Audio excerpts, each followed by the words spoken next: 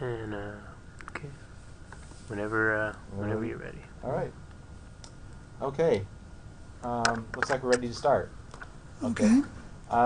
So if we could start by just having you say your name and then spell it for us. LaVerne Sloppy, known by Vern. L-A, capital V-E-R-N-E, L, Sloppy, just like it sounds. Okay. All right. My name is Bob Bauman, and today's date is November 18th, 2013, and we're conducting this interview on the campus of Washington State University, Tri-Cities. So I wonder if we could start by having you tell us a little bit about your family, when they originally came to this area, where they came from, that sort of thing. Okay. My mother came to this area in 1909 at the age of 4 out of Nebraska. And do you know why her family came out here? Well, my grandfather went to work for the irrigation district, and he later ran the irrigation district. So she moved here with her family. Okay. And what was his name? Augustus Long. And then how about your father's family? My father's family come to Washington State much earlier, but they didn't really live in Richland at that time. In fact, my dad was born in Prosser. Oh, okay. And he came, they may have lived briefly here when my mother was in the 8th grade, because my parents went to 8th grade at the same time. Oh, okay.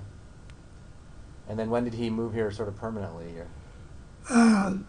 He was working for Gross Cup Ranch, and then they started going together, and they was married here.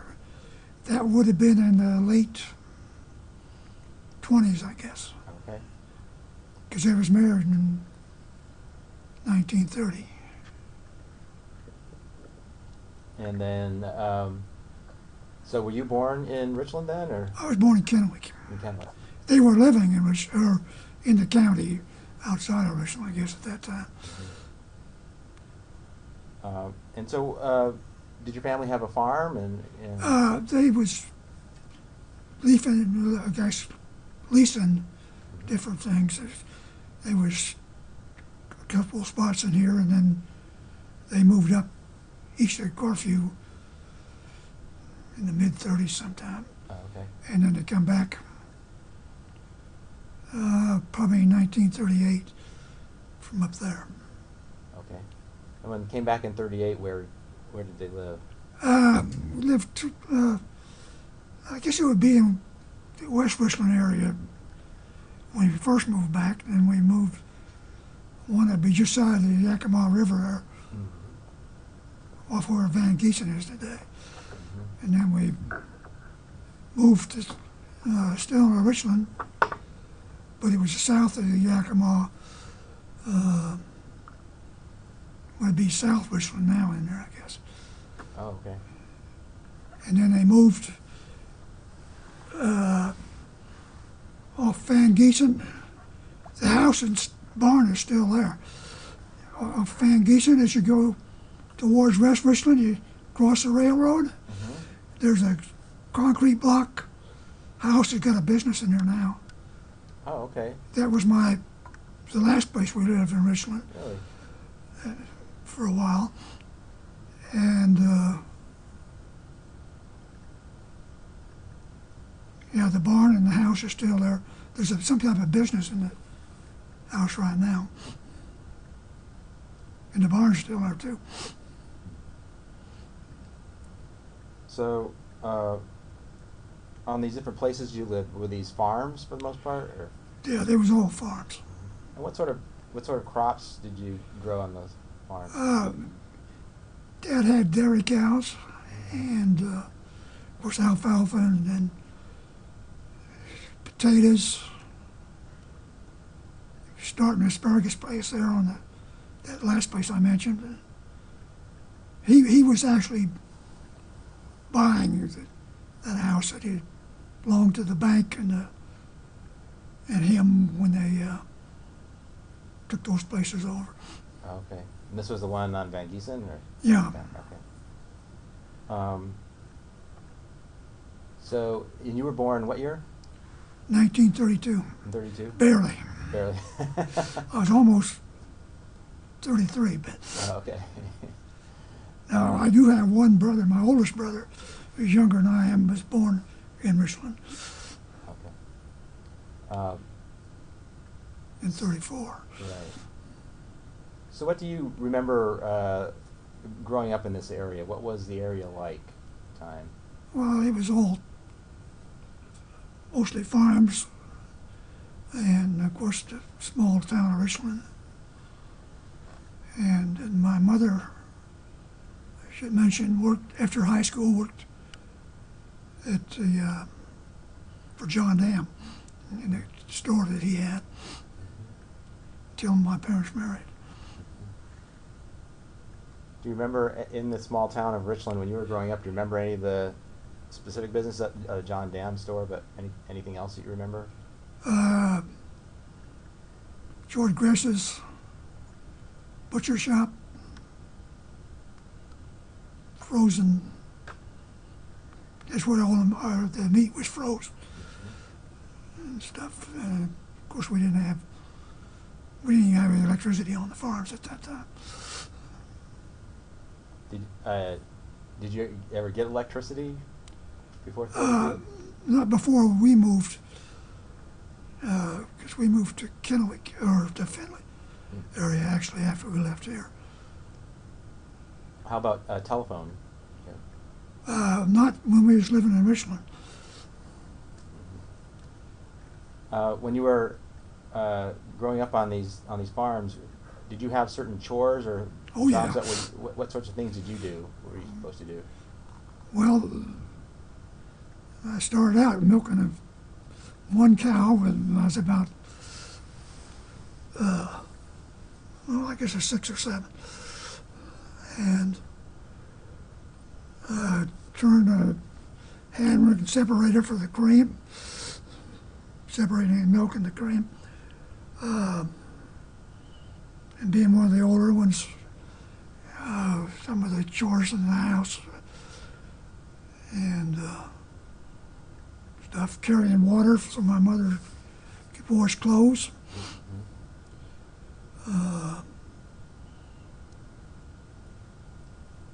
And we didn't have the water in the house. It was a outside pump. You know, I'd have to pump the water and carry it, and for her doing the washing and stuff, and the house water and stuff, and things like that, and all kinds of chores around the farm. 'Cause he had cows and pigs and chicken. My mother took care of the chickens. What about school? Where did you attend school? I actually started what should have been my kindergarten year, but I started first grade on that place east of Othello up there. And then I went to Richland Elementary School until the 5th grade, and that's when we moved to Kennewick, or to Findlay. I attended Kennewick schools then. Okay. And how did you get to school? Did you walk? Did you take a bus? We took buses. They just had school buses. Okay. It was too far to walk. Most of those farms. Mm-hmm. Do you have any particular memories about your time in school in Richland? Any teachers or any events that you remember? Not really, and I can't remember. My older sister might remember some of them, but I don't remember I think it was a Mrs. Bell one time. That'd probably been the 1st grade. Because my parents put me back with my peers. Because I actually started 1st grade up there in that little bitty school they had out there they only had 4 students in the whole thing, and 2 of them belonged to the school teacher, and the other one was my older sister. So my parents, I didn't really learn anything beyond kindergarten, and so they put me back with the students, which was my real age at the first grade. And I stayed with them. What sorts of things do you remember doing for fun when you were growing up? Well, they're mostly around the farm, but we done a lot of playing outside and stuff with my younger brothers. And,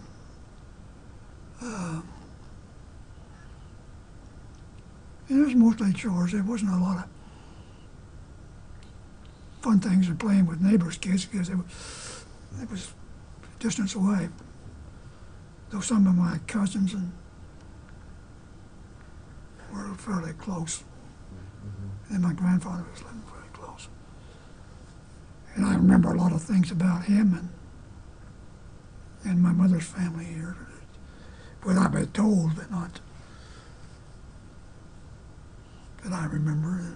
Okay. Because my grandmother died at 33 here, and my grandfather raised at the time of her death he was 8, but one of my uncles died shortly after my grandmother did. And he raised as a single parent in originally 7 children to adulthood, 5 girls and 2 boys. All of which had died in their 80s. Wow.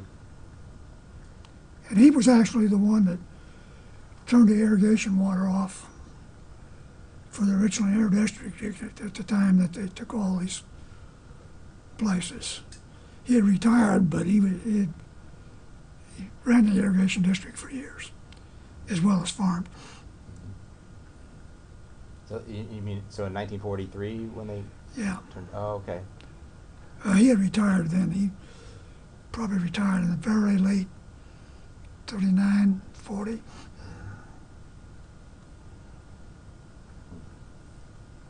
And how long did he work for the irrigation district? Do you know? 99 to then. Okay. Right. That's a long time. Yeah. And also my great-grandmother and grandfather Long were here before him, but they left here and went to the Western Washington after that. One of his younger brother was I think the first graduating class from Richland High. Oh, okay. There was a book put out here some years ago.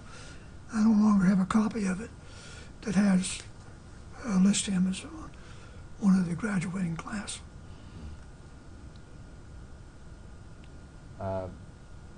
Did your mother ever talk about what the area was like when she was growing up? Did she ever have stories to tell?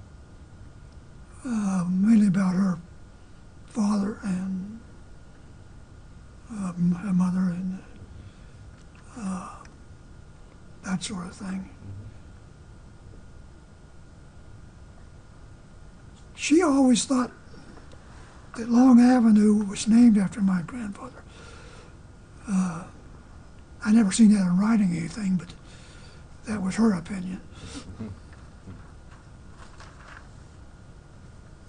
you remember any community events or activities, special occasion things in the area? The Grange was quite big then, and they all belonged to the Grangers and stuff, and was active in that.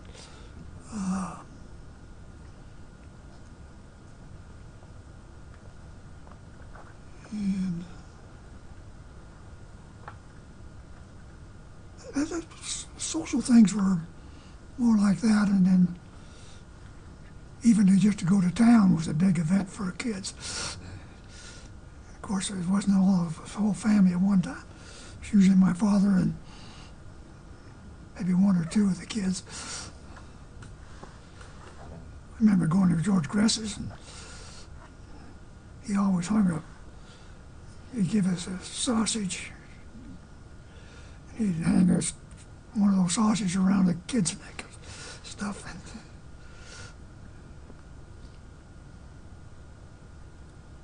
How about churches? The what? Churches in the area? Were there? They wasn't real big in church. They were real moral people. I remember at my grandfather's funeral, the minister that gave it said he had known him for something like 40 years and never seen him inside his church or any other church. But he never smoked, drank, or cussed, or was an extremely honest, moral person. However, they did practice it, I mean, by their moral standards and stuff.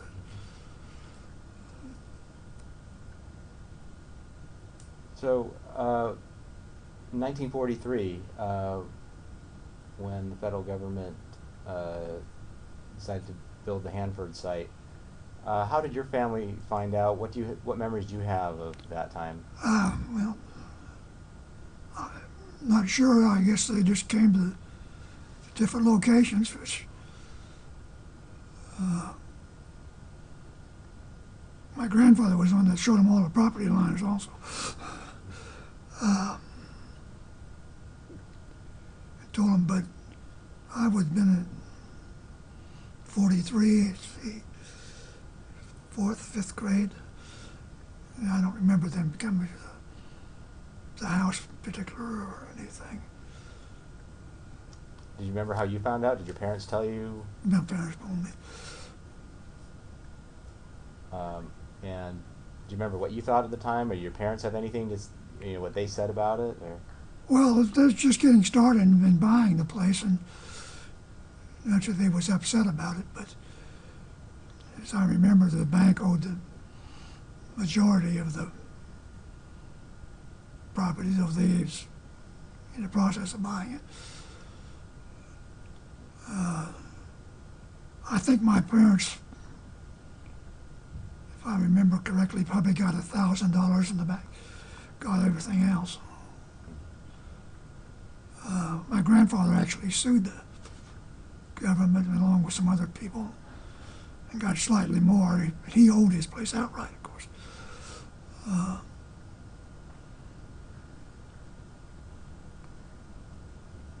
But how he got told is probably them contacting him to find out where the property lines was and everything.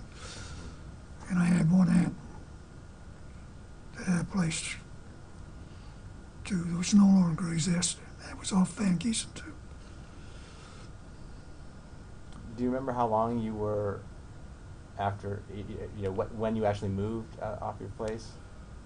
It was in 43, I'm sure, because my youngest brother was born in 42 and he was a baby.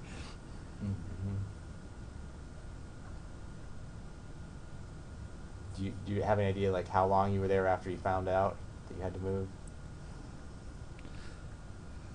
It was a matter of months, but I can't. Right. You mentioned earlier that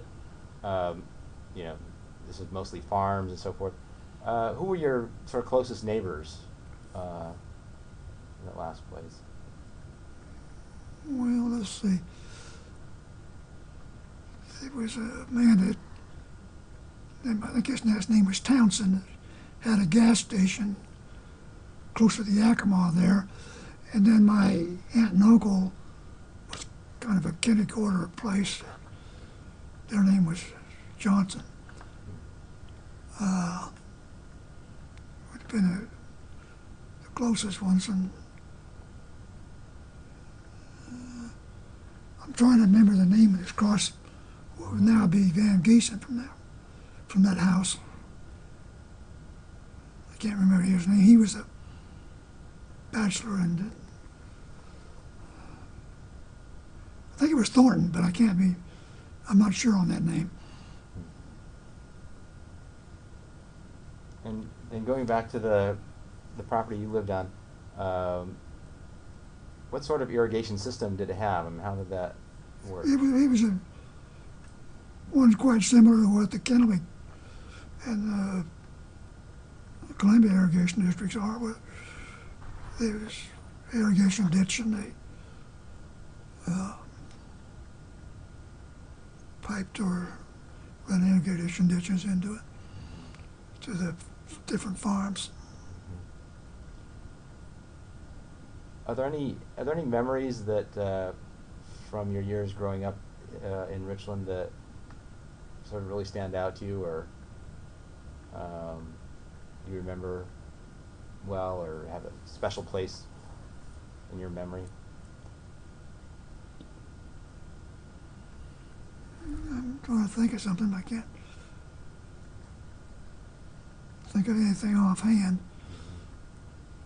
Did you do a lot of like fishing and hunting, or that sort of thing? Well, I can remember my dad doing some bird hunting and stuff.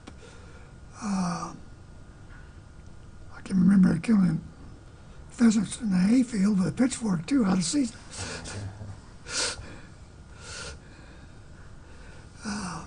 At that place.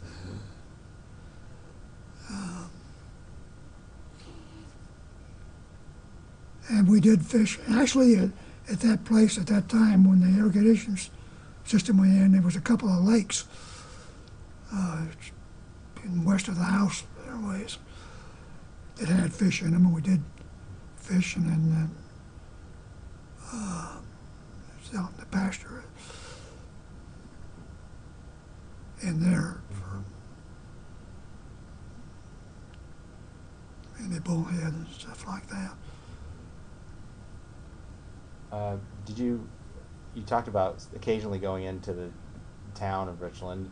Did you ever go to any other neighboring towns, White Bluff, Hanford, Pasco, Kennewick, any of those?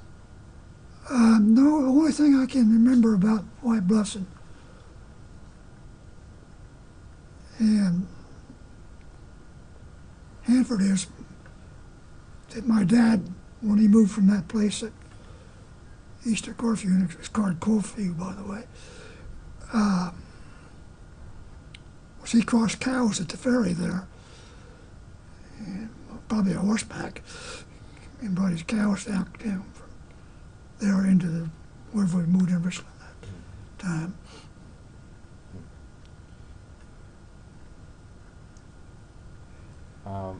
That book listed a school teacher at I guess it's a White Bluffs or Hanford High School, or a school period. There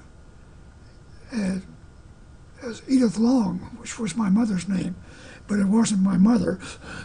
She was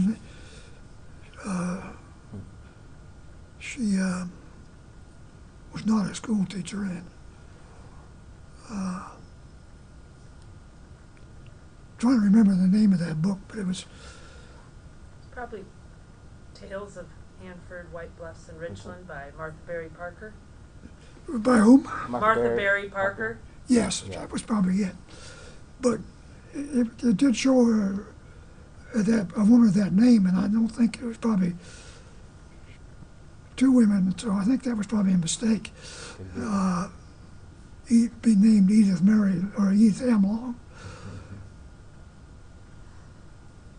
because Mama graduated from Richland High, of course, along with most of her siblings.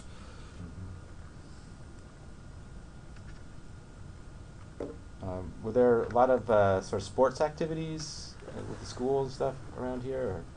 Or, No, they had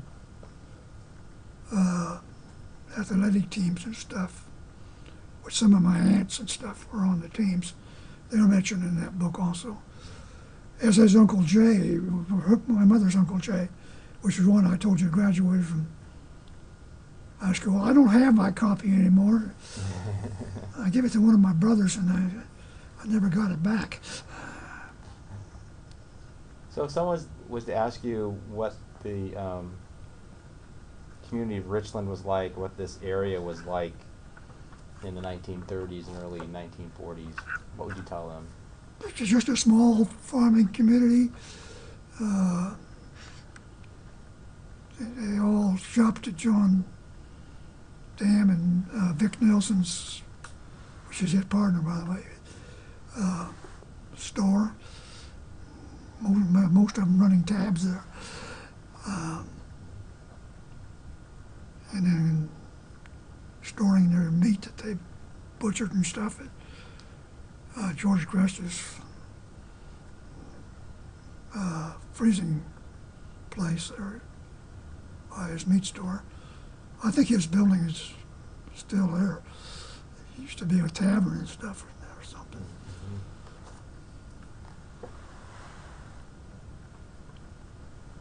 And I don't know if any of my other relatives or other farms remain.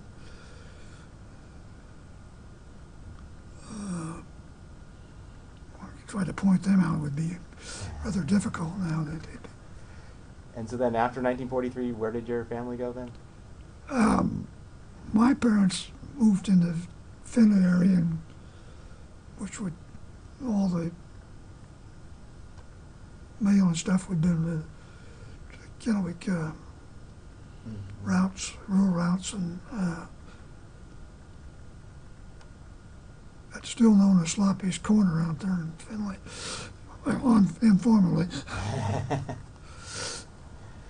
And so did you sort of then spend the rest of your youth there in that area? Until I was in junior high. And then we moved to what was called the Richland Y. Mm-hmm. The address was Kennewick, but it's now in the city limits of Richland. The house that my mother and father had there is still there. My sister actually lives there, and a brother. At that time, it was a Kennewick address, and now it's a Richland address. And so then after that, where did you go? Well, I was drafted into the Army, and my parents and younger siblings there, and my older sister some. And then when I got out of the Army, I came back. The first time I came back there and lived there for a couple of years also. Until I went back. I went back into the Army. I worked for General Electric for a couple of years, and I got hit by a reduction in force type thing. And my last day was a Friday in November of '57. I don't know the exact date. Tuesday I went down and re-enlisted in the Army. It was the winter time, and construction work was scarce, and I was young and single, and so I left permanently then. Okay. So this is in the 1950s, you said? That would have been 1957, November 57. 57. I went back in the Army. And so what sort of work was it at Hanford? Construction? No, it was for General Electric. Okay. I think it was 100H I worked at for late 54, early 55 to 57. And what sort of work at 100H was it? It was labor truck drivers, I think, Okay. for General Electric. And how was that experience? What did you think of working at Hanford? It was a good job for me at the time. Being young and single, like I say, and living at home. And then you said you went back into the Army. Yes. And at some point came back here? Well, it didn't actually. I come back to Kennewick, but that wasn't until 1986, because I spent 30 years in the Army.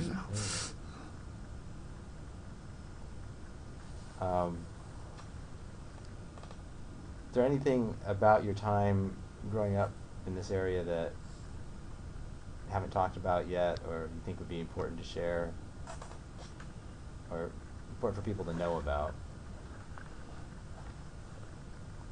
Well, no, like I said, I attended Kennewick schools, even though the addresses at that time there was a Kennewick address, and even though it's currently a Richland address,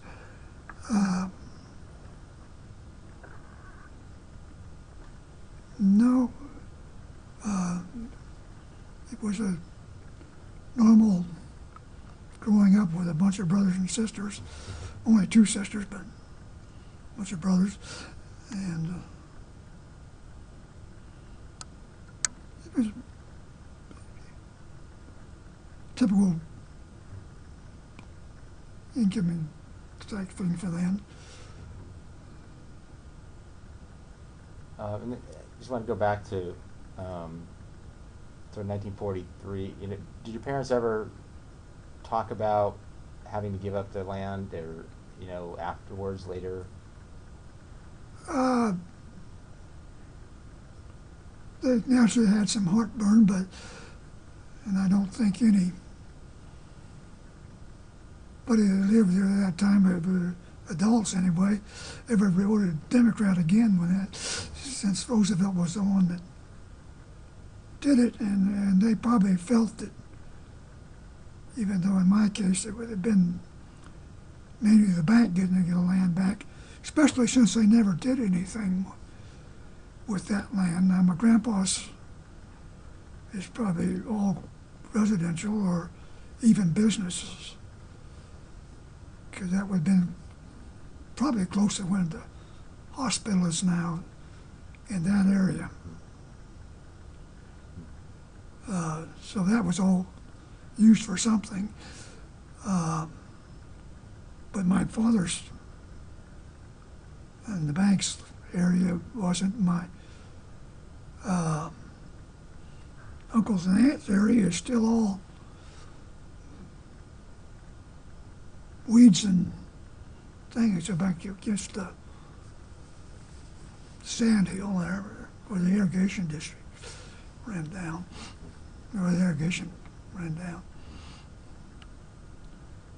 And so one of my cousins, or a couple of my cousins, was here a couple of years ago, and I was able to take him to real close to where it was, but there's no houses or anything. There's maybe one house back in there or something now.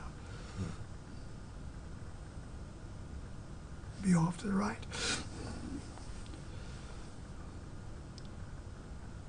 And most people felt that way about it.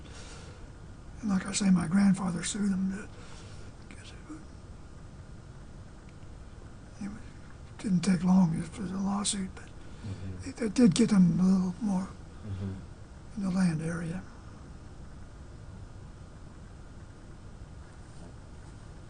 Well, I want to thank you for coming in today and sharing your memories and stories. I appreciate it. I don't know how much this helps you, but Great.